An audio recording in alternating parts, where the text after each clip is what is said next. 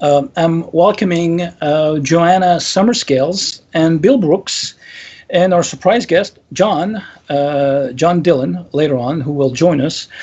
Bill Brooks is an ex-soldier. He became a musician later on from the British Army back in the 60s. He had a memory flash recall and download at age 44 during an ET encounter, and discovered he'd had a lifetime of alien abductions and mind control experiments. And tonight we'll speak about, with the co-author Joanna and Bill, about the book 44, his amazing experiences in the world of military and ET abductions, secret societies as well, and Freemason persecution, mind control experiments, MK Ultra type, black programs, and Men in Black encounters. He's also had encounters with Nordics, Greys, reptilians, shadow beings, and Men in Blacks. So good night, Joanna. If you want to introduce yourself and the match that you used to run, and how Bill came about to speak up and come out of the closet through the match, and how now you're running a new newsroom that is called ETN, ET Newsroom.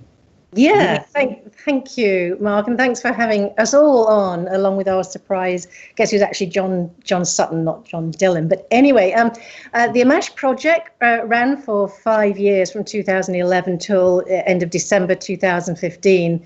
And essentially, most people know my work in the field, but I was interviewing experiencers and researchers in the end, because I also had my own radio show, the Amash Files, which ran for a little over a year as well. And essentially, it's research. When Bill called me, because one of the things that Amash has done is to provide a helpline, a unique helpline. This is in the UK. But interestingly, I've had calls from all over the world, and certainly emails as well. So I've had some absolutely fascinating information come through about this whole field and subject, but especially the experiences. I'm particularly interested in the human condition, from the spiritual end of things, to where this is taking us in our galactic trip as humanity. So back to Bill. Bill contacted me back in about 2012 after he'd seen me on TV doing some interviews, and he'd had a series of heart attacks and strokes, and really thought that he was the end of the road of his life, and just thought he'd have one more shot at getting hold of someone to try and share his story, to try and get some feedback, some input, some help, some support. He was in really bad shape. His health was in a shocking state, and really just every which way, because as the title of the book says, not only has he had a lifelong encounters with alien abduction for over 44 years now, but also he's had encounters with Men in Black, a serial killer as well, and certainly there's been mass persecution by the Freemasons, and this is quite a mix. And I myself had never heard of such a mix. Now, so we could progress the book as Amash came to an end, and it came to a natural end in as much as things had changed in the mid part of the Amash world in about sort of 3 years ago, but I wanted to carry on. So I've gone under a new banner, starting again, and it's called the ET Newsroom, or ETN, and people will have to excuse me, I still have not attended to the website properly, but that will get done in due course. But it's out there on Facebook and Twitter. I know. I have interviewed you a few times on my shows in France for the Amash, and had also hosted a few Amash abductees from yes. your group. Yeah. So the culmination of the work with Bill actually was nearly 4 years. And one of the reasons it took so long, and we published out there on Amazon and Kindle, is because we did it ourselves, because we looked at publishers, and that just wasn't going to work. That was going to take forever. And also Bill's health has taken some real knocks. 2 years ago, he died. In fact, it's about almost 2 years to the day, I think maybe less, 2 days. He died for a couple of minutes and was resuscitated. And we really thought, my goodness, are we going to get this book finished? So we worked really hard, but also because of some of the memories that actually came back during the writing. Now, there weren't any major memories, but there were some detailed memories which really shocked Bill. And some of the research that I did really set him back psychologically. And we would have to take breaks sometimes of several weeks, even 2 or 3 months, so he could recover and then get some perspective on what was coming through. And so here we have this book, and I think it's, you know, really a fantastic accolade to Bill that he has come forward. And I will say that in the title of the book, it says based on an ex-soldier's true story. And the reason that we've put that is because Bill also will tell you the story, but he had a cousin who was actually murdered by the Freemasons, and he can tell you that, but he was very concerned for not only his own welfare, but for that of his son. And so we put base, so we've got a bit of wiggle room if anybody challenges him on that. But I can tell you from what I know, this is all factual as far as Bill recalls. Mm-hmm. Mm-hmm. Yes, we have some direct interaction with Freemasons here in France quite a bit. I know I'm surrounded by Freemasons all over in ufology, which is a field, research field that is very infiltrated by Freemasons. But Freemasons are also abductees and some contactees and researchers, and they're not all. They don't all belong to the Black Lodges that are tied into the power that be, you know, the powers that be and the government. But lots of them are, and I know they can be a threat sometimes when they want something to disappear or shut down. So yes. I think what's interesting about Bill's story as well, and some people may have heard it, I don't know, but just to give you a very quick overview, Bill was born in 1950 in the West Midlands of the UK, which is also known as the Black Country, near a place called Stourbridge. And that's also very close to the birthplace of Robert Plant, whom he also met a few times and seems to feature in the story from time to time during meetings. Which is really interesting, because one of Bill's most, I suppose, profound contacts events happened kind of almost in the backyard of Robert Plant's place, because it was in the field where he had the house was looking over. So, and I've been to all of these major sites as well. So, you know, it really gives you a sense of the structure and the area, the geography, and you really get a hands-on feel for it. So it was very intriguing. So Bill grew up essentially eldest of 3 siblings. He had a brother who was very severely disabled physically, but not mentally.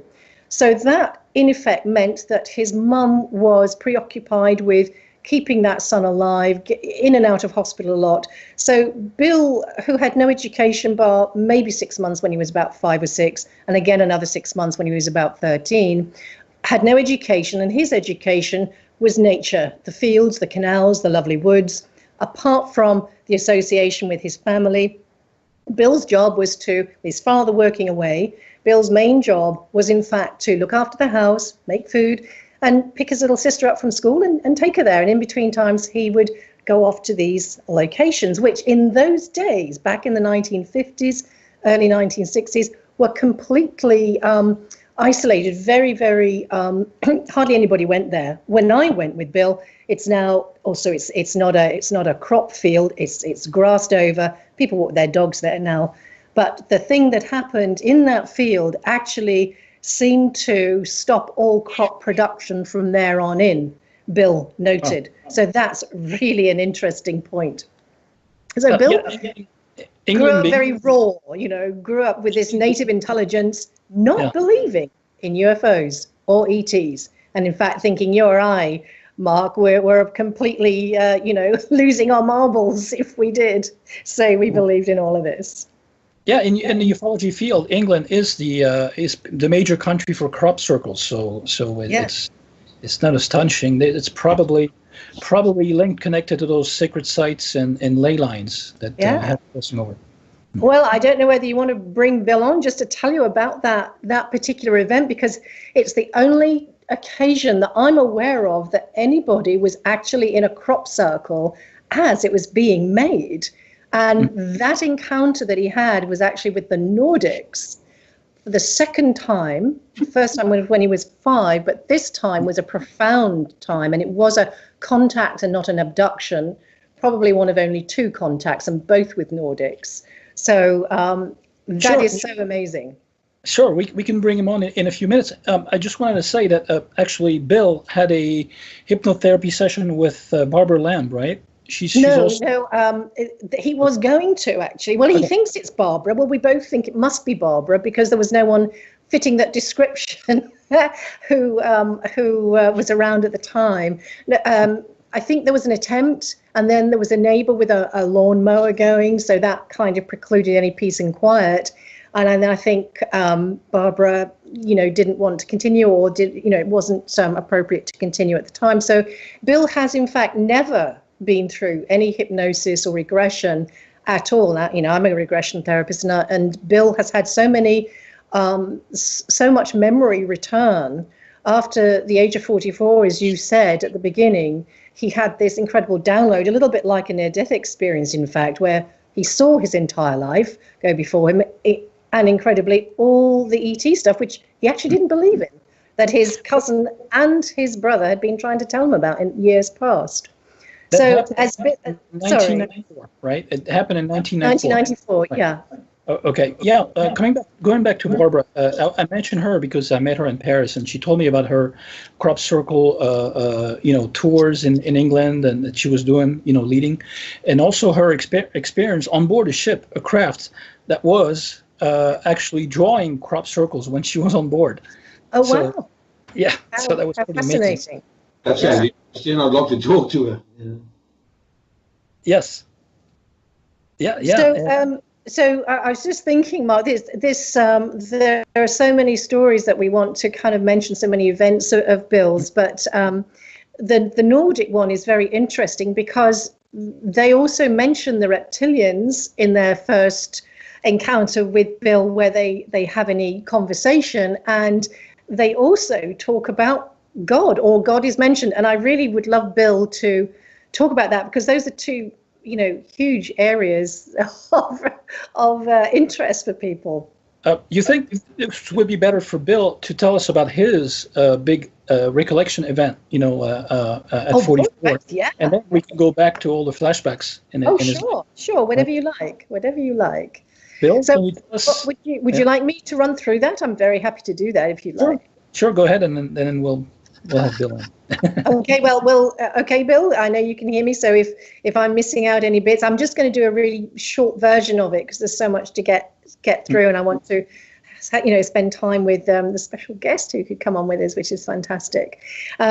Basically, so it's 1960, and he's in this West Midlands area, and he's dropped his sister off. He's now ridden his bike to his favorite place, and there's a crop, and he's ignored what his dad's warnings were, which were, you better not lie down in the crop, because if it's up there, you could get run over by a combine harvester. So he's always done his own thing, which is fantastic, and I think that's what's kept him alive, frankly. So he makes a bed in the tall crop, and basically he's watching the clouds, seeing the shapes, doing that fun thing, and then he sees these. Well, one comes in after the other. These two massive spheres. He reckons about 8 foot in diameter, and they're spinning around one another, and then spinning around as well. And suddenly they zip off. So he kind of gets up to see where they've gone, and only to find himself standing in what we didn't know at the time, or wouldn't have known at the time, was a crop circle. And in the distance, there is something that looks like a ship. Well, it is a ship, but it also resembles it was called the Bluebird, and it was a craft that was used for land speed records, water speed records, with a guy called Donald Campbell way back in the day. And it reminded him a little bit of that. So he'd seen this craft. He actually hadn't seen it land, but there it was. And then there was this party of 4 beings or people coming towards him, looking human, probably a family by the looks of it, 2 adults, 2 smaller ones if they were children. And so when they meet him, there may have been other conversation going on, but this is what he essentially remembers. They ask him, and first of all, they looked a little bit anxious, a little bit uncomfortable, and they were looking around, and they asked Bill if he'd seen any reptiles or reptilians. He's not sure of the word they used, but he didn't even know what that meant or what that was. So he just said no, because he knew the area like the back of his hand, and he hadn't seen anything unusual. So it was perfectly logical that There were none. So with that, they kind of relaxed, and there was a conversation that ensued. But first of all, he asked them, where had they come from? And they indicated the sky. And he said, oh, this lovely, you know, kind of 10-year-old lad, all excited. Are you from God? And they said, no, that's a concept on your planet, and we can't comment. But they had also said that they had broken free. I think I may be paraphrasing, but it's more or less correct, Bill. Tell me if I'm wrong. They had broken free from their masters who would have made them slaves. And because they'd just been talking about the reptilians, we've kind of surmised that maybe they were talking about the reptilians. We don't know. It's speculation. But then they went on, amongst other things, to talk about whether that the Earth was in trouble and would he help if he could, which he said he would. And when he asked what they would like him to do, they said, you'll know at the time. So in between... Which brings me back to this this big event in Viking Norse mythology, the Ragnarok, which seems to go back to the old ancient rivalry and duality between the Nordics and reptilians, and between Vikings and the serpent. You know, and it's called the Ragnarok. It's a prophecy of Ragnarok that tells that Thor's failure to kill the serpent bodes disaster. Basically, it's a series of apocalyptic events that will define the end of the world, according to them. You know, it's interesting, isn't it? And also, my uncle found out that our name, Summerscales, it has Viking roots. Right. And it seems like in ufology history, as far as the contactees are telling it, the Nordics and the reptoids or reptiloids or reptilians have an ancient history of fighting each other together, and it reflects into the Norse and Viking mythology, you know, with the Ragnarok event, and those Nordics asking Bill if he had seen any reptilians. So that's what's funny. I took pictures at the Dublin Museum, actually, of this Ragnarok mythology stone there. I don't know if we can show it, but it's pretty interesting. The sentence. Is that the one that shows the serpent on it as well? Yes. Mm-hmm. Yeah, it is really interesting, because you think that all of this must have sprung from something, you know, deep within, you know, our psyche, our experiences. And the fact that so many people are having experiences one way or another, whether it's with these kind of guys or others, definitely. Right. So Bill was actually asked to go, if he'd like to go for a ride, which he did. Mm-hmm. And he went and bought the craft just like it was really normal. And when I said to him, well, didn't you think that was a bit strange? He said, well, no, I'd seen Flash Gordon and I thought that was real. That's lovely. He figured out it wasn't a speedboat, right? Yeah. It was just that, you know, in those days, also 1959, 1960, there wasn't a lot around. You know, this is post-war UK. I mean, you know, the UK only stopped having ration books in 1954 or 5, something like that. I can't remember what my dad said, but anyway, you know, so it was very, very poor. So they weren't used to seeing unusual things or even many cars around the area. You know, it's an interesting thing when you look at the context of the social, you know, climate. And of course, there was definitely no ET talked about, nothing like that. Although Bill's mum was very interested in all of that kind of thing, and perhaps the paranormal as well. But so Bill finds himself aboard ship, and he's left with the youngsters, let's call them at the moment, and they're playing with these spheres, these small balls, orange balls, and they're moving them with their mind. And they tell Bill that he can do the same, and he does. And so he says these days, well, I think they did it. They were responsible for, you know, me doing that, because I can't do it now. So I don't have any of those fears today, but yeah, maybe I don't know. But and then I don't know whether it's mum or dad, let's call them, comes to get him, and they go into this other room where there's a kind of it's a plinth, like a dais. In fact, there is a picture We do have a picture, I think we sent, with the two beings with this raised dais. It's like a platform. And on the top of that is like an extended cake cover. It's perspex. And inside there is what looks like an old child's spinning top toy. And indeed it was spinning. And Bill said that as it spun, as it spun very fast, it went in and out of vision. I think we have the picture up now. So as you can see, there's the woman is pointing to a window, a round window where Bill could actually see the earth through. And then they went off for a ride. As this thing spun into invisibility, so the ship lifted off and the earth receded at a rate of knots. And they had a little ride out, no idea how much time that took. And then Bill just noticed a look of concern over the lady's face as she said to, maybe to him and to the other person, the male, okay, I don't think we can take him any further, something along those lines, and brought him back. And that essentially was his trip. And they dropped him off, and off he went. And before he went, he said, "Will I see you again?" And they said, "Yes, look to the clouds," which is a very, enigmatic thing to say. Look to the clouds, which he did or has done ever since. And they went. But before they went, he had to run off and get his little sister. But he noticed that his bike was missing. And frantically, he's looking for his bike because in those days, they couldn't afford another bike or anything like that. So anyway, it was getting so late, he decided he was going to have to run off, just run to get his sister. And as he turned around, suddenly the space people were there again with his bike and handed him his bike. And there was no response as to, well, where did you get that from?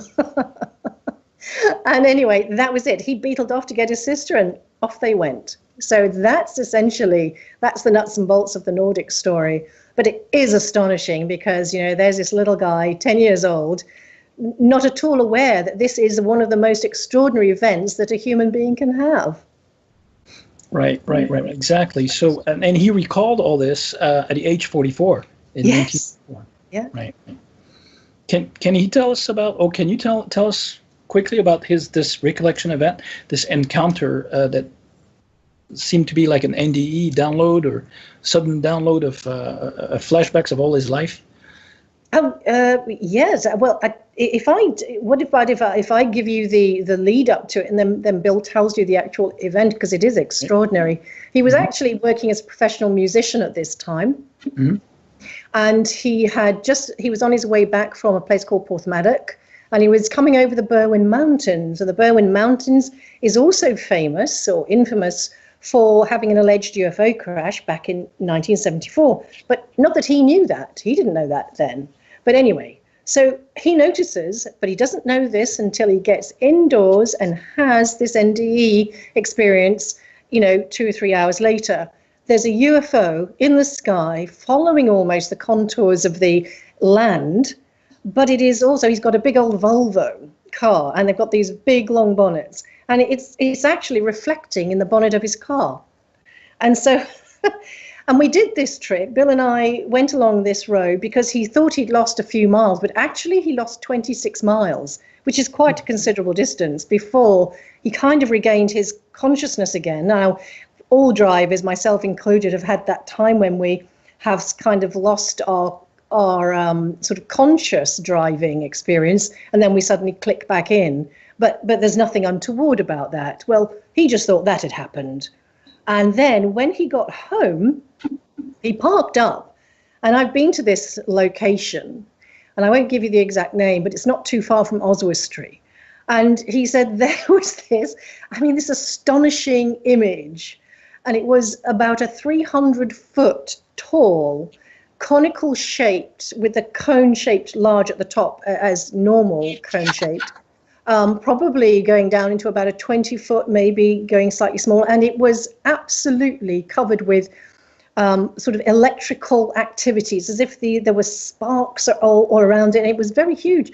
And he actually did. He put his guitar away, came back and went and had a look at it and stood for about 20 minutes. In fact, he was in hand's reach of this thing.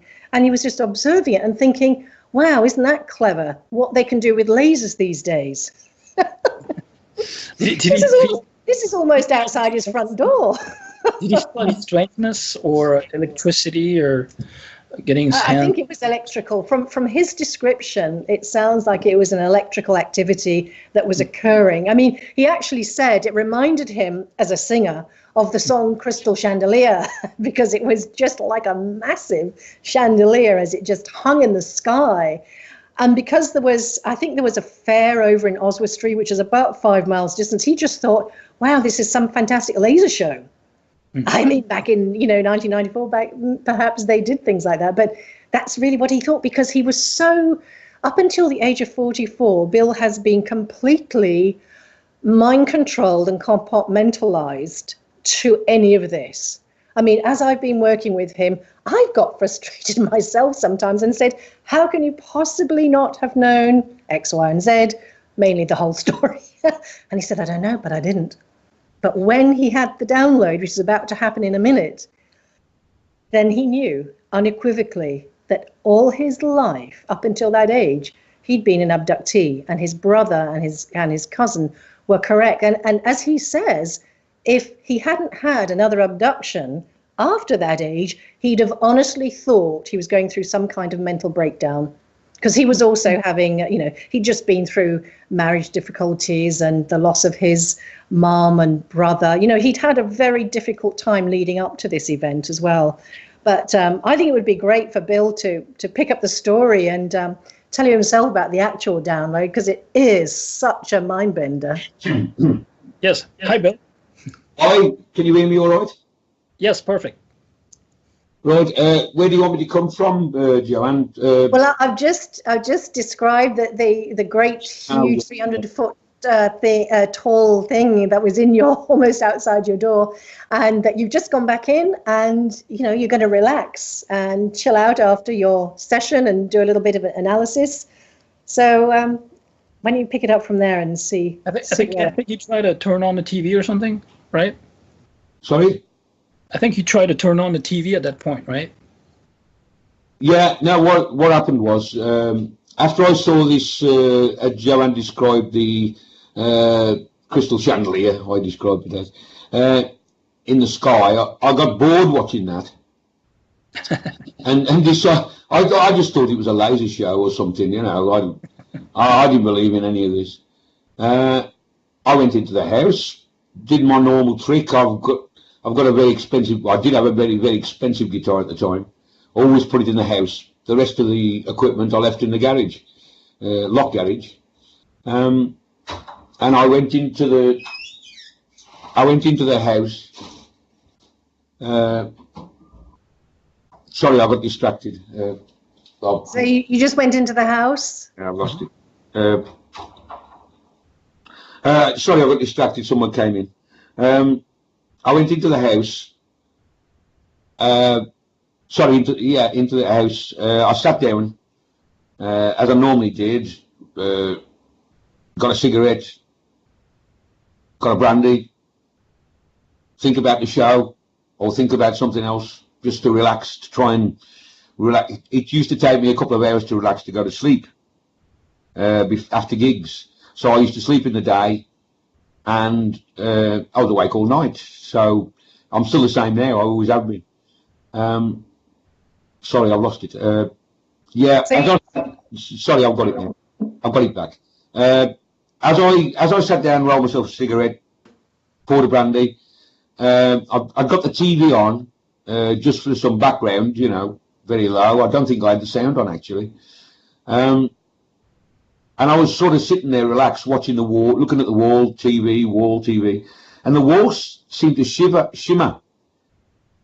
And as I looked at the TV, I looked back at the TV, and I saw three, what I know now as alien faces. I didn't then. I just looked at them, and it started to spring back memories. And I turned back to the wall, and that had changed shape. And there was shapes appearing in the wall. I know nothing about hieroglyphics, but that's the only way I can describe what I saw. I don't know anything about them now. And as I looked back at the TV, there was someone lying on a couch type structure, with 3 of these grey aliens looking over this person, doing experiments on the person. And that person looked like me. Oh, okay. And as this happened, of course, my mind started to go a bit crazy then. And then came the download. It just happened. It was like the first download I had was what I'd just seen on the TV, the Abingdon incident, which I'll tell you about if we get time. This is the one that came back completely. That's the only one that came back completely, is the one I saw on the TV. The rest of the abductions, they came back slowly over 20 years, over 15 years. And further than that, while we were writing the book, they were coming back. Because my mind was back in there. Sorry, Joanne, can you pick me back up? I've lost it. Yeah, so you're seeing the 3 alien faces, the walls were sort of shimmering, and then you had the download. Then the download came, and the download was started the same as what I'd seen on the TV. It started the same. Then that download came, but while that download was coming, I know this sounds ludicrous, I had other downloads coming to the back while the front download was coming in. Like the whole of the Abingdon one was coming in, but while that was happening, at the same time, at the back of my mind was coming in all the other information, like hitting the back of my head. Like, I don't know if you can understand that. Is that understandable? Yeah. Yeah, totally. It was the trigger. It was the event that triggered your total recall and brought back your partial memories of what happened to you for years. I had 2 things coming into my brain at the same time, and I saw it all. Our brains are bigger than we think. I saw everything that was going on, and I relived the Abingdon nightmare, I might call it, but it wasn't really a nightmare. I haven't been harmed by them. That's why I will say that. Not physically, probably mentally. At the same time, I was getting one download coming to the front, which I was actually living at the time. I was reliving other downloads coming in as well, reliving them at the same time as I was living the Abingdon one. Our brains are amazingly big, I think. We can't use them. They got me to use my brain. Any time that anything's happened in all of my abductions, they've done it for me. I've got no powers. I'm a human being. I've got nothing. They spring into power, the powers that we will have at some time, I think, if we last long enough. If the human race is good, which I'm quite doubtful of the way I've seen it. But yeah, and then as that was happening, all this download came in. The next morning, when my partner at the time got up with my new son, who was about 5 to 6 months old at the time, I was walking round and round the room saying, I've been abducted. And she said, when last night? I said, no, all my life. And of course she thought I'd gone crackers, you know, which you know, if somebody said that to me first thing in the morning, I'd think they were crackers as well, you know. But then I went into a really bad state for a few years. I started drinking a lot. I'm talking 2 to 3 bottles of brandy a day. Whoa. Just to try and get to sleep. Just to try and stop them. Just to try and stop my head from working. My head would not stop. For 3 years, it would not stop. It was like I couldn't sleep, I couldn't eat, I couldn't sleep properly. I was having to work as well. I was having to go on stage as well at the same time. I was having to cut all this out of my mind when I went on stage. I used to forget my words most of the time, and I used to make them up as I went along. I got quite good at it. You know, my brain had been somewhere else while I was actually on stage. I'd come back on stage thinking I've got an audience in front of me, and I'm thinking about downloads and aliens while I'm standing on stage trying to sing. Unbelievable. I don't know how I did that. And all those memories when you were stationed as a soldier in Germany and in the UK came back at that time? They were ones that trickled through. The main one was Abingdon. That came back fully in front of my face as such, I was reliving it, watching it. But the others, the one you just spoke about, that came back with the other ones that went, as I say, into the back of the mind, as opposed to the front memory. We must have a back memory somewhere. We must have a storage place like a computer. We must have a part that works at the time, and the part which stores all the information we're going to need at some time. That's how it seems to me. I use computer now as how our brains work, because you've got a front memory and you've got the one that keeps all the information at the back, and you have to search that, and that's like defragging, looking, searching your computer at the back of your mind, your phantom computer or whatever. It was like your backup drive that was partially disconnected or something for years, right? Yeah. I feel, and this might sound quite crazy, but it may not be exact, but I feel as though I've been lived inside by someone using my body and mind to maybe study the planet. Maybe. And then at that point, they were leaving. So they had to give me back a memory so I could carry on with life, because I'd have been a cabbage. That's how I see it. Whether it's true or not, these are my thoughts. Right. And also all this time in the military, you were experimented on as far as mind control goes, right? For a small amount of time, as far as I know, it could have carried on. I'm not sure about that. I've had a lot of odd things happen to me, but yeah, I think I was, that brainwashing was. I don't even know how long I was there, because I remember going on the brainwashing. John will tell you about that. Actually, he was offered it as well. That's one of the reasons he's come with me on this. We're old mates from a long time ago, and we hadn't spoke for 40 odd years. Actually, he's nearly 50. He told me that last night. But what happened was they came around and asked us they offered us 2 weeks leave if we did the flu jab experiments. And so I said yes, and John said no. I didn't even know John had been offered this until I got in touch with him again a few months ago. We hadn't spoken for nearly 50 years. And I didn't even know he'd been offered these as well, because I didn't know how to prove my story. I've got no proof of it. All the people are dead or won't talk. You find that. They're all dead or won't talk. But John's talking because he's into this type of thing as well, as you know. He's a psychic medium, which I knew at the time. When I met him, I knew there was I didn't know he was a psychic medium, but I knew he was different. I just knew. Sorry, I've lost the gist now.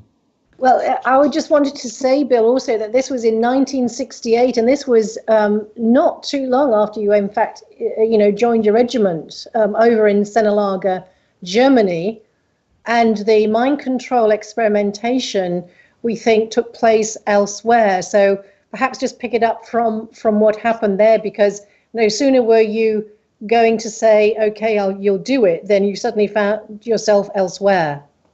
I'd just like to say before I do that, when I joined my regiment, John was away on practice camp. And that's when my abductions happened, when there was only the rear party there left at the camp. I didn't see it as anything abnormal. I'd just joined the regiment. I'd only been in the regiment a couple of days when that happened. And John was away on practice camp. And when he came back, he'll tell you what happened in the room when he came back. He'll tell you about that, because and also other things happened after I'd left. When I went on MK Ultra, which John refused to go on, when I left that day, mayhem was occurring in the block. John will tell you all about this when we can get John on. Mm-hmm. I'm sorry, Jane, can you pick me back up? I've lost it again. Yes. So you're over to okay. So you've signed up and you are suddenly somewhere else, and we think that somewhere else, we're pretty sure, 99% sure, that it's actually Porton Down.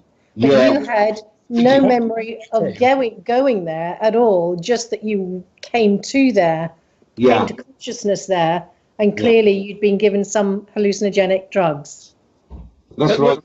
What's strange is that he wasn't fit, really, when he joined. Physically, he wasn't really fit to join the army back then, right? I was physically fit. Oh, you were? Okay. Oh, yes, physically, not mentally fit though. Not really. I hadn't been to school. You see, I had a hell of a trouble when I first joined. And funny enough, this is true. John won't know about this, but I was put onto a signals course, my first one, as a signaller. I couldn't read and write properly. I could just about do a little bit. And in the 3 weeks that I did the course, at the same time I was doing the course, I learned to read and write better. And I came top of the class. I came top of the course in the exam. I thought that was incredible. I didn't tell anybody I couldn't read and write before I went on it. And you picked it up real fast. I picked it up very fast. Right. I'm quite a fast learner, I suppose. I was. My mind's a bit slow now, though. The interesting thing also is that when Bill went to join up, he didn't pass the recruitment test. Right. Because he had no education. And, I wonder if Bill was sort of picked out from way back when, because they said to him, they did the test for him and said, don't worry, you'll soon pick it up. And I'm just highly suspicious that they had already got him tabbed as somebody of interest. Right, exactly. Could I just interrupt a minute? I've lost it. It's okay. I've got it in my head and it's gone. The strokes, if I don't start speaking straight away, I'll lose it. Because of the strokes, that's why I have to keep... I've had about 9 strokes in 10 years, so I lose... my brain just shuts down when I'm talking. I'm sorry about this. That's right. Yeah, so we're just saying that you find yourself in Porton Down. We believe it's Porton Down. We've deduced that for various reasons, and maybe you want to share that. But you were clearly under the influence of a hallucinogenic substance. Yeah, I don't remember a great deal about it because to me it seemed like minutes. The whole experience seemed like minutes. I must have been on so many drugs. But the bits I do remember, I was sitting, or standing, I think I was sitting, in front of a spinning round circular black and white thing that made you feel as though you were going into it. Each side of me were each side of me was someone shouting at me from each side, and they were reading from books. And they were shouting at me, reading from books into both ears. As I say, I can't remember very much about this. This is a very strange period in my life. And the next thing I know, I'm back home, in a way. There was a few other things, but I'm back home in a way. This is the main part of the story. And I'm back. Brian, the guy I told you about that the Masons killed, was at my house when I got home. I don't even know how I got to my house. I can't remember anything about getting home. I just remember walking into my mum's living room. There was my cousin, dad, everybody, a few of the family sitting there. And they decided, because I'd come back on leave, to go out to my aunt's pub. My aunt was the mayor. I don't know whether I should have said that really, but she was the mayor and she ran a pub where all the police went in. And for late night drinks, you know what I'm talking about. And in them days, there was licensing laws, except unless you were the police, of course. And we went to the pub, and there were 2 Americans in there. I heard them talking at the end of the bar, and my cousin was standing next to me, looking across at these. I forgot about that. He was looking across at these Americans. Anyway, we got chatting, and my uncle, who was behind the bar, who I'd only just met, I'd never met him before, in fact, said something to me, and I just grabbed him, dragged him over the bar, and punched him. I don't even know why, but it was when I looked in his eyes. But then I was pushed out the pub, my mother, everybody. My mother was the only person that could control me in them days. She got me into the car. Everyone else got in the car. Brian sat behind me, and he was smoking. And he dropped a cigarette ash down the back of my neck, and he burnt the back of my neck. So I turned around, looked in his eyes, and started punching him. They got me out of the car, and I don't know what happened after that, because I was arrested. And I was arrested. I was put inside for the night. And one of my cousins come and got me out. I wish he hadn't done, in fact. One of my cousins come and got me out. And I got home and caused mayhem there when I got back. Caused so much trouble, my sister's never spoken to me since. In all these years, 50 years, she never spoken to me. This can affect your life. It can affect you. It affects your relationship with all your family. It really this type of abduction type of stuff that I was getting really wrecks your family, friends, everyone, wives. You can't live with anyone. I don't know how my son's living with me for 20 years now.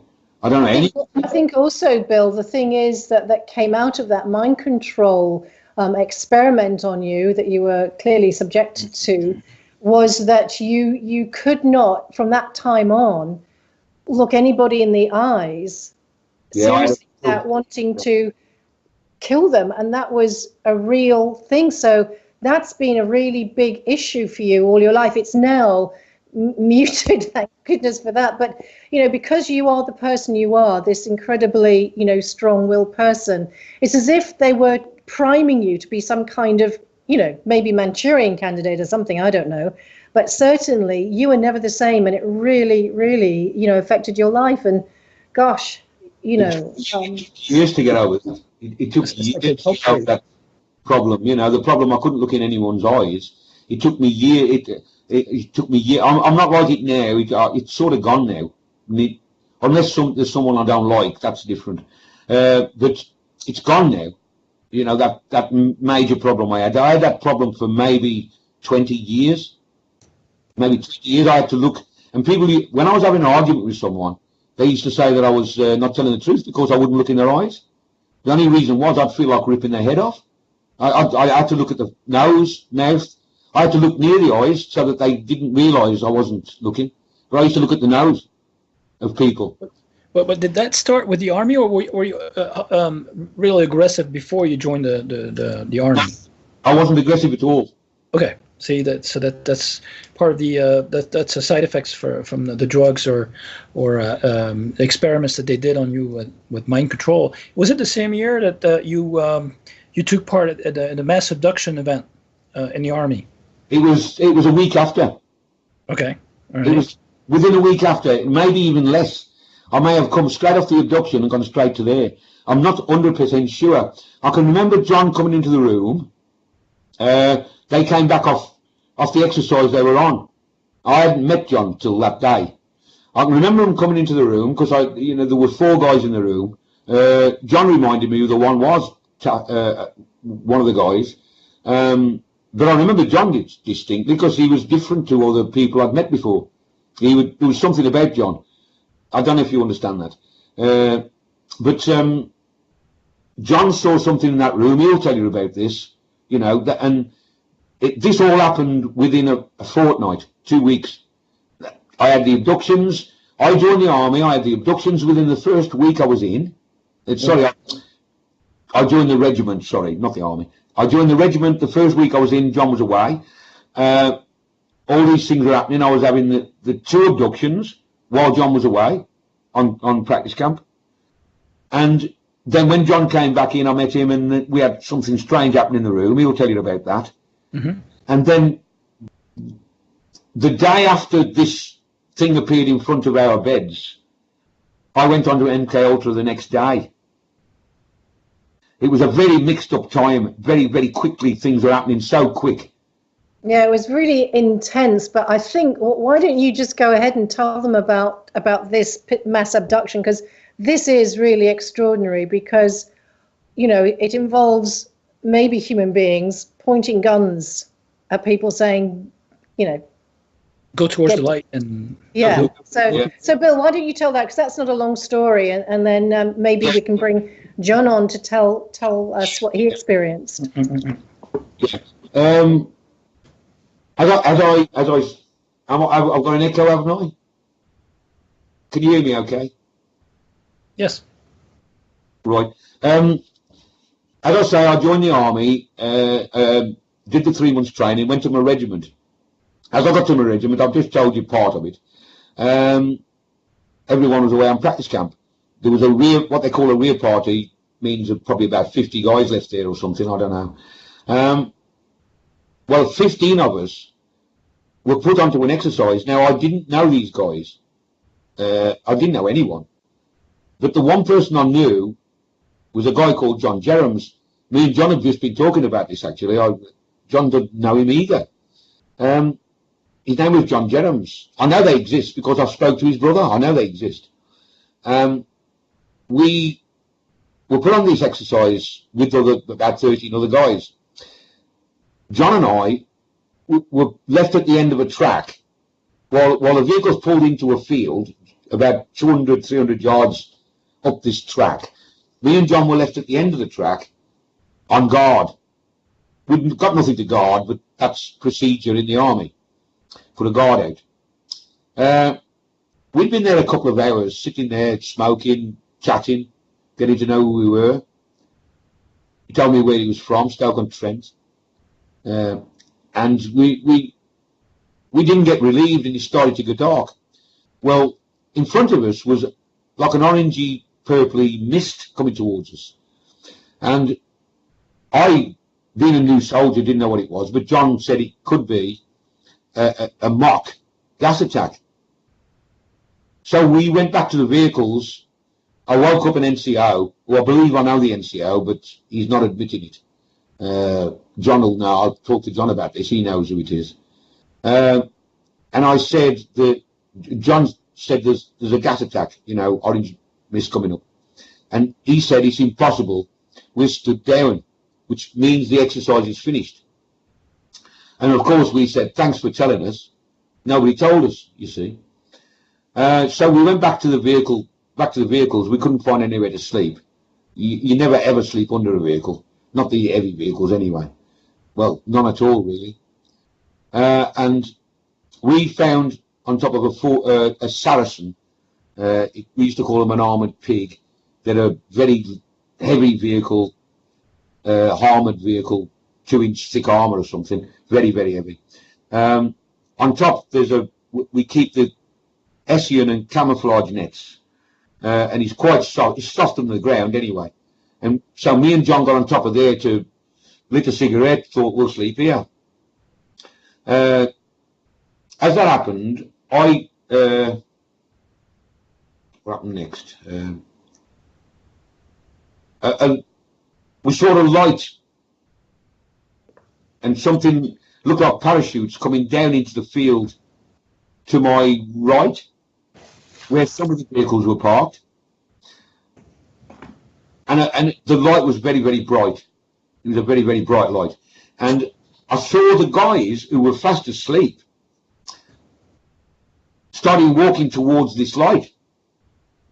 And of course, being nosy, I started to get down off the vehicle, and my back was towards the wood that was in front of us as we were sitting on the vehicle. So the other guys walking towards the light were like in a daze, or they were? Well, it was quite a way away. It was 200 or 300 yards away, but it looked to me as though they were just walking towards this light. There was no sounds, no nothing, just no sound. They weren't moving their heads from side to side or anything. They just seemed to be walking straight towards this light. I, being a little nosy, wanted to get down and see what was going on. So I started to get down off the vehicle, and I had my back to some woods that were in front of me. John was sitting on the vehicle facing the woods. My back was to the woods. As I was coming down, John said, don't go. No, don't go. And I've just got my first foot on the ground as he said that. And I'm thinking, what do you mean don't go? And as I turn around, I see guys, I think there were 3 or 4, I'm not exactly sure how many, and I think they were blonde, with short hair, I think. They seemed to be all blonde, and it was the light from the, honestly, it was the light that made me feel that. They were in like a dark blue type uniform, with a light blue badge on the right hand sleeve, a long oblong type, squarish oblong type, light blue, shiny light blue badge. I know a little bit about weapons. What he was holding in his hand looked like a 9mm pistol, a Derringer, not Derringer, I forgot the name, like a 9mm, the new type of 9mm. I think you said it was a Beretta, did you, Bill? Yeah, sorry, yeah, Beretta. It was like a Beretta, that's right. But it was twice the size of a Beretta. It was bigger than a Beretta, maybe more than twice the size. This gun was big, but he did point it towards my head, so maybe that's why I thought it was big. Maybe. It did look big, though, you know. Maybe they do look big. It's the first time I've ever had one pointed towards me within inches, so it did look big. Yeah, but it always looks bigger when it's pointed towards your head, you know. Yeah, maybe, yeah. That's the only one I've ever had pointed towards my head, so, you know, I don't really know. But as he pointed towards my head, he said, he hadn't pointed towards my head when he said, walk towards the light. And I was thinking about what John had said, and I turned around to look at John, and that's when he pointed the gun straight to my head. He cocked it. I watched him cock it, because they cock at the top. You pull back. And he went click, click, and they do clunk, clunk, you know. And I knew he cocked it, and then that's when he pointed it straight towards my head. So at that period in time, my brain's saying, do as you're told, because otherwise you're going to end up with no head, you know. And so I turned towards the light, because I got back to the light at that time. I turned towards the light, and I just walked towards the light. And that's the last thing I remember till the next morning. And we're on a parade, and there's 3 very high up brass. That means very high up officers, for 15 men. At that time, I didn't know this was unusual. I was a new soldier, first week in my regiment. I hadn't got a clue what was going on. So I'm sorry, somebody just tried to phone me, I think. Sorry, John, can you pick me up where I am? Oh, turn on your mic. Joanne, your mic is off. Sorry, Bill. It was just that you're on parade without any memory of the night before. Yeah. Next morning, I'm on parade, 15 of us, 3 brass in front of us, very high up. And John is standing next to me, telling me, do you remember what happened last night? And I'm saying, no. Nothing happened, did it? Where are we? Who am I? And then, before he could say much more, he did start to talk about abductions, but before he could say much more, these 3 officers started very loudly saying to us, whatever happened last night, or this morning, or any time, you will never ever mention again, and you will never talk to each other about it, and you will sign the Official Secrets Act again, another one. Well, it was a bit of a waste of time, because I couldn't remember what had happened anyway, until I was 44. When I was 44, that came back as well. This is what came back. And then we had to sign a new Official Secrets Act, and that's all I remember of that. Well, a few days later, me and John were taken again, but that's, as I say, that's in the book. These are quite long stories, so I don't know how far we want to go into this. Yeah, it seems like your memory was wiped out on the spot after each abduction afterwards. Well, I can actually remember forgetting at Abingdon. I remember forgetting. I was coming down. This is the story. I haven't told you this story yet, but I was coming down, and I thought, I'll just tell you this little bit. I thought, how do I tell my mother about this? And then straight away, tell her what? And then I think, how do I tell my wife about this? And straight away I thought, tell her what? I remember actually forgetting. I know it sounds crazy, but that's the only way I can describe it. Hey, Bill and Mark, I think one of the most interesting things about this event is that the guy that Bill was with, he didn't really know him that well. Obviously, he's a new soldier. They're both new soldiers. But I mean, he doesn't remember seeing him. He thought he was part of their barracks, but didn't remember seeing him there. It's all a bit mysterious. And then, Bill, why don't you tell the story? Because this is absolutely unbelievable, of when you, 40 years later, found a number and were really wanting to try and get somebody from then to corroborate, you know, for yourself, for your own peace of mind, the story. And you actually ended up speaking to John's brother. Yeah, sorry, am I there? Yeah. Yeah. It was about, I think it was about 8-9 years ago now, I think. I'm not very good with time now. I'm not very good with time before I had the strokes. I went onto a website, an army website, an old army very old one. And I found, I didn't find John's brother's number, but I found out where he worked. And he worked at the Blackpool, as some kind of technician, on the Blackpool, what is it, the fair, Blackpool Fair, Blackpool Illumination Fair or something. Mm-hmm. So I got the number of them, and I phoned them and asked them if they knew, I forgot his actual name, Jerems, anyway, his name's Jerems. Anyway, I forgot his name, actual name. Asked if they knew him. And they said, yes, he was one of their workers, but he was away on holiday at the time. And I said, could you get a message to him that I told him who I was and why I wanted to talk to him about, you know, to do with the army. And he did actually get back to me. Hello, are we still there? Yes, Bill. Yes. Sorry. I've got some strange noises going on. Sorry, Joanne, can you pick me up? Yeah, so you're speaking to, let's just call him Joe for want of a better name, and this is John's brother. This is not the John is on with us tonight. This is John who was with you on the abduction, and you're speaking to his brother, saying you're trying to find him because. Yeah, this was the strangest thing I've ever. Well, actually, it confirmed to me that it was the first real thing that confirmed to me that I'm not crazy. You know, that I wasn't actually having a mental breakdown. I got hold of John's brother, and I said, I really need to talk to John. And he said he won't talk to anyone. And I said, what do you mean he won't talk to anyone? He said he hadn't spoken to anyone for 35 years. He won't open his curtains. He won't answer the telephone. He won't do his own shopping.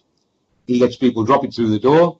He won't speak to any person. He won't speak to any living human being. And he said he won't even speak to me. And I said, well, what's happened to him then? And he said, he's gone really mad. He's actually gone mad. He thinks he's being abducted by aliens all his life. Whoa. And I nearly fell over. I thought, what?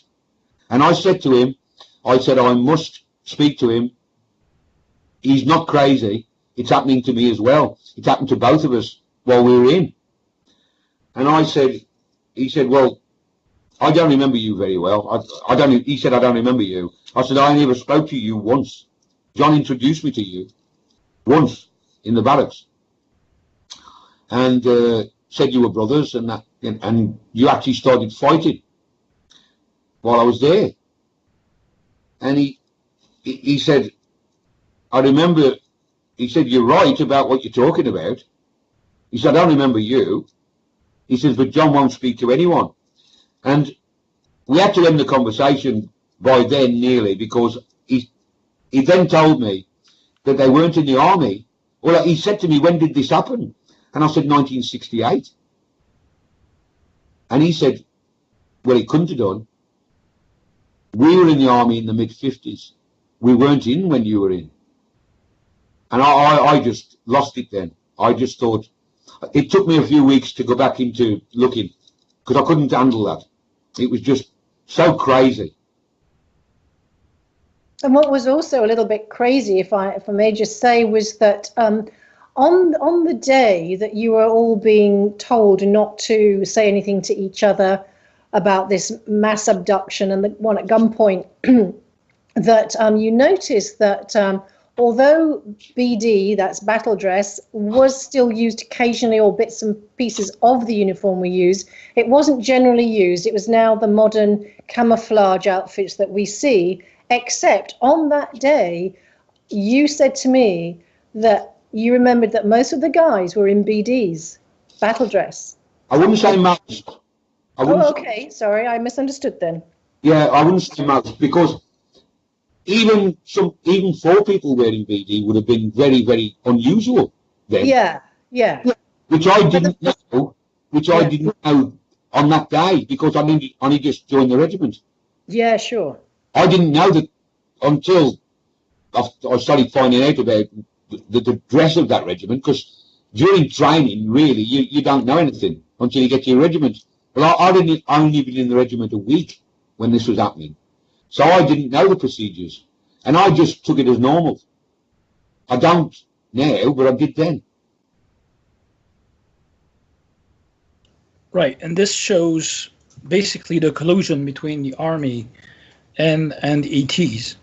Well, to me, yes. To me, I on that occasion, yes. On that occasion, it seems so. But I don't know how much collusion. I mean, I don't think it's a big collusion.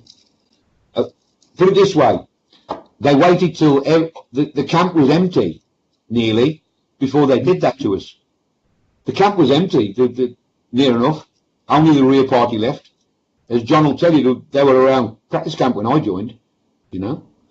Right, so maybe they selected a few, only the few that they wanted to pick for the experiment. I don't know. I mean, maybe. I don't know.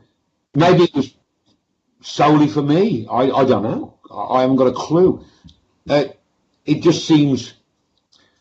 What about that station the base in Germany that was connected to Area 51 personnel in '68? Can you tell us about that? Well, the connection with that is that we had technical guys, and that was the ground. I think John will tell you about this. I don't know if John knows about this. He will know about it. We had some technical guys, and we had a PX. And I used to go to the PX occasionally on nickel night, because it was nothing for a pint of beer. You know, a bottle of beer was virtually nothing. And I used to go and get a few down my neck before I went out. But I noticed that they never spoke about their job. They never. I don't even remember seeing any technicians, but they were there, apparently, I was told. And that's why we had this cavalry regiment guarding them, and they never spoke. Can we say, Bill, also that what we haven't mentioned is that you were a nuclear soldier. This was a nuclear base, and there were nuclear rockets that they were working on, those techies or whatever that you never saw. And you know, that was quite a big deal that it was actually a nuclear base, because in '68 there weren't too many around. And that was, you didn't know that this was Area 51, but you were told by comrade, colleague, whatever, and that still didn't, mean anything to you until many years later. So it was a nuclear base. Yeah. Is the issue there? But I mean, I do nothing about any of this. I mean, it was, to tell me that was a useless piece of information for me, But the reason that we were connected to was White Sands, really, where the missiles came from that's where they tested them at White Sands, the missiles, and that was the connection, I should imagine, with Area 51, because they must have been a connection there, I would imagine, especially what happened to me and John, or not the John we're going to talk to now, the other John. There had to be a connection, because I mean that just doesn't happen in a normal regiment. Well, I don't think it does anyway. I don't think so. So it was during the Cold War period. Yeah, it was. Yeah, our nuclear missiles, believe it or not, were sold to us by the Church of England. Think about that one. They've their money out. They've taken their money out now since it was found out. Yes, and so, do you think after all those years, do you think you were specifically picked for those experiments or abductions, as opposed to maybe most of the soldiers who are not picked for abductions? I think so. On that occasion, yes. I'm not saying that. It's very difficult because it feels like I've been constantly reduced by in different ways, different entities, whatever you want to call them. Mm-hmm. All my life, just different ones. It was as though when I said yes to the Nords, I put myself in for this. Maybe I did it to myself, But they've never really harmed me as such. Not physically, maybe mentally. Right. But I mean, the event that you described in the army, it sure looks like they facilitated, the abduction, the mass abduction, and then pointed a gun at you to make you go towards the light. So, Joanne, what do you think? Can we maybe bring John on to talk about the army years when he knew Bill? Yeah, I think it's really interesting. Maybe I can preface this with a little story, because that just gives another layer of interest. And it is that a young soldier contacted us and Bill about a year or so back. He was about to leave the army, actually, but one of the reasons he contacted Bill was because he'd heard an interview, and also he was at the same or near the same location as Sennelager. And one of the reasons he called was because he'd had a sighting of a reptilian, very full form, but slightly transparent, so that you could see his locker the other side of the body. But it was such a real, tangible 3D experience for him that, it really freaked him out. And then I did a bit of research on that area and any groups who may have been doing some research work there. And there's a place called Paderborn, and there was a Paderborn Paranormal Research Group. And they actually reported that and you can see this on YouTube, but quite a few army guys had reported seeing reptilians in the area or had experiences involving reptilians. And I think that is really, really telling because of Bill's, longer experiences and also what John's about to share. So John and Bill were sharing a room, I think, at this point. And, the guys had some interest in, things paranormal. But I'm going to let our surprise guest, John Sutton, perhaps, Mark, you want to bring him in and let him tell the story rather than me, because he was actually there. Sure. Hi, John. John Sutton. Hello there, Mark. Yeah, thank you for inviting me on. Yeah, very nice of you. I've been watching this, listening to this with very great interest. Yeah, I was with Bill, and his stories sound fantastic, but I was there, and I can tell you that this particular story was absolutely true. It was, I think it was October 1968, and I'd never met Bill before, really. And when I came back from, as he said, practice camp, which is an exercise where the military run through they run through all the weapons that they're using, practice using it, come back to camp, clean them up. And we were back, and it would be about 2 o'clock in the morning, and I woke up having heard footsteps coming across the room, and I thought, oh no, it's that drunken Welshman again. I sat up slightly in bed and looked across, and at the foot of my bed there was this really large sort of illuminated creature that I had never seen anything like this before. I thought, is this a soldier? Is this a ghost? It certainly wasn't Taffy, because he was in his bed asleep. And this monstrosity that was stood at the foot of my bed absolutely terrified me. I was frozen stiff with fear. I could not scream, and I did try to scream. And the next thing, it was 7 o'clock in the morning and we were waking up. And the man in the bed opposite to me was Bill Brooks. Wow. and he'd seen exactly the same thing. Following that incident, the barrack rooms were haunted. For some reason, I could hear incredible sounds booming and banging in the middle of the night. And I think there was one or two other people that could hear it, but the majority, there were probably 100 soldiers in that particular barrack, but they couldn't hear it. Very few people could, but it sounded very much like somebody dragging a great boulder down the landings, and you'd open the door thinking, goodness me, there's an earthquake, but nothing there. It was as if, we were in touch with another dimension. I have to admit that at the time I had been messing with a Ouija board. I was a young man, I didn't know any better. And I was in this specific room in the barrack block one night playing with this Ouija board, and it spelled out, the man in the corner who is daring to laugh will regret this, because the soldier in the corner was rolling around laughing at us playing with this Ouija board. I thought nothing about it, put it away and went back to my room. Anyway, the next morning, the guy came running in at about 5:30. You maniac, have you seen what you've done to my room? I said, I haven't done anything to your room, I've been in bed. So I went with him to have a look, and metal lockers, solid metal lockers, were bent and twisted, and his bed was upside down, all buckled up. He said, I've been hiding under my mattress since about 1 o'clock in the morning when this room started to spin. So whatever had been in there, we couldn't actually fathom.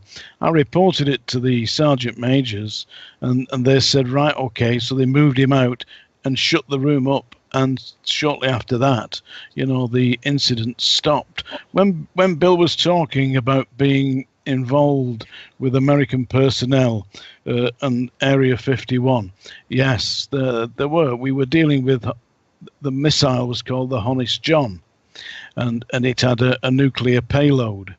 And immediately